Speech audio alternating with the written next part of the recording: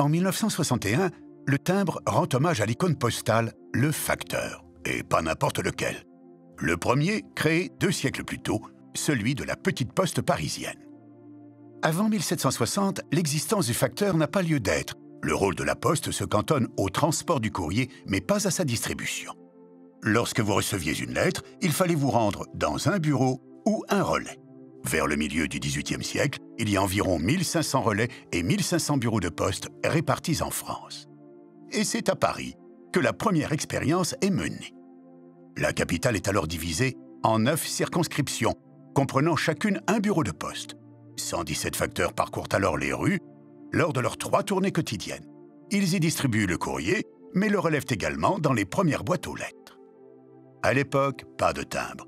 C'est celui qui reçoit la lettre qui la paie, et plus elle vient de loin, plus elle est chère. Avec le facteur, apparaissent également les premiers calendriers, alors appelés almanachs de cabinet.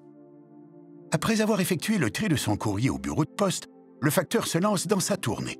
Il passe dans les rues, équipé d'un claquoir, et lorsqu'en bas de chez vous le claquoir retentit, il faut descendre, régler la lettre pour l'obtenir. Ce service s'étend à d'autres villes. Lyon, Bordeaux, Nantes, Marseille, bientôt toutes les grandes villes auront leur petite poste. En 1780, après 20 ans de tests, cette petite entreprise privée qu'est la Poste parisienne séduit Louis XVI, qui demande à la Poste aux lettres d'intégrer ce service. Après le transport du courrier, la Poste en assure maintenant la distribution. Le facteur est né.